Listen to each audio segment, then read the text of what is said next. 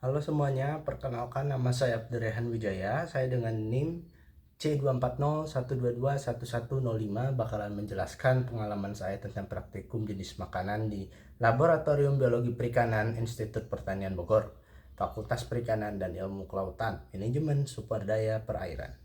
Oke, langsung dicek aja ya. Pada kesempatan kali ini kita akan melakukan praktikum biologi perikanan dengan tema jenis makanan. Apa aja sih yang kita pelajari di praktikum jenis makanan ini? Yang pertama, kita adalah mempelajari seberapa besar bobot dari lambung ikan tersebut. Caranya adalah dengan kita harus memisahkan antara lambung dengan ususnya itu tersebut, karena setelah kita bedah kemarin posisinya itu masih menyatu. Nah, dan setelah masih menyatu tersebut kan dimasukkan ke formalin. Nah, itu belum kita pisahkan. Pas dimasukkan ke formalin, maka kita harus pisahkan. Dan kita harus hati-hati jangan sampai isi perutnya keluar ataupun ususnya terburai. Ya. Oke. Selanjutnya kita adalah menimbang bobot dari lambung tersebut. Seberapa besar sih lambung tersebut? Itu yang harus kita ketahui dengan cara menimbang bobot lambung tersebut. Nah, setelah itu mungkin kita bisa menggunting isi lambung tersebut. Kemudian kita bisa mencari tahu isi dari lambung tersebut dengan cara mengeriknya. Nah, pertama-tama kita harus gunting sedikit bagian lambungnya, kemudian taruh di cawan petri, campurkan dengan aquades, kemudian habis itu kita bisa buraikan. Nah, setelah kita buraikan, kita harus melihat dengan salah satu namanya luas pandang. Itu terdapat 5 bagian di dalam kaca preparat itu tersebut, karena nantinya sampelnya harus kita letakkan kaca preparat dan ditutup dengan cover glass. Nah, di bagian 5 pandangan tersebut kita harus benar-benar teliti melihatnya. Nah, untuk perbesaran di dalam mikroskopnya sendiri kita menggunakan 4x10 mm. Artinya itu memang sudah pas untuk melihat ukuran makanan tersebut. Nah, untuk pengalaman saya kemarin adalah saya mengambil ikan herbivora dan ikan karnivora, atau mungkin ikan umum itu omnivora kalau tidak salah. Nah, karena ikan ini omnivora artinya di dalam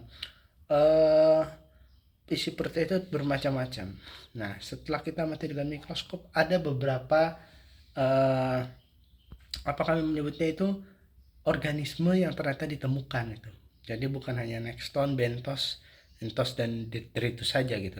Tapi ada seperti nematoda, ada squarelatra, ada myxopoda, dan organisme-organisme tersebut ternyata dimakan oleh dari sang ikan tersebut di wilayahnya. Nah, ikan-ikan tersebut biasanya umumnya itu adalah total spawner ya kalau ikan kembung lelaki ini. Nah, di endingnya itu kita sangat membutuhkan yang namanya identifikasi dari organisme tersebut. Kenapa? Dengan identifikasi itu kita bisa mengetahui kebiasaan makannya, berarti gizi alamiahnya. Karena kita tahu bahwa setiap organisme-organisme baik itu plankton, dentos atau apapun itu memiliki kandungan gizi yang berbeda gitu. Jadi ya memang kita harus mengetahui identifikasinya itu. Identifikasi yang kami lakukan itu dengan buku. Ada satu buku berbahasa Jepang terbitan dari Hokuashi Publisher, dan kemudian dengan bahasa Inggris. Kami menggunakan yang bahasa Inggris pada kesempatan kali ini. Dan yang terakhir itu adalah kita harus menyesuaikan pengulangan itu kan sebanyak 3 kali, dan masing-masing pengulangan itu adalah 5 kali gitu. Jadi masing-masing orang ini akan melihat, dan organismenya bisa saja berbeda, bisa ada yang lebih banyak, bisa ada yang lebih dikit, ada yang lebih besar, ada yang lebih kecil, dan organismenya itu beragam gitu. Bahkan teman saya ada yang kosong isi perutnya. Saya tidak tahu kenapa, mungkin karena ikannya juga belum makan atau bagaimana. Itu saja sih pengalaman praktikum kali ini. eh, setelah berhasil ada sheet yang harus dikerjakan dan kita harus memasukkan ke dalam lampirannya. Oke, terima kasih kawan-kawan. Wassalamualaikum warahmatullahi wabarakatuh. Dadah.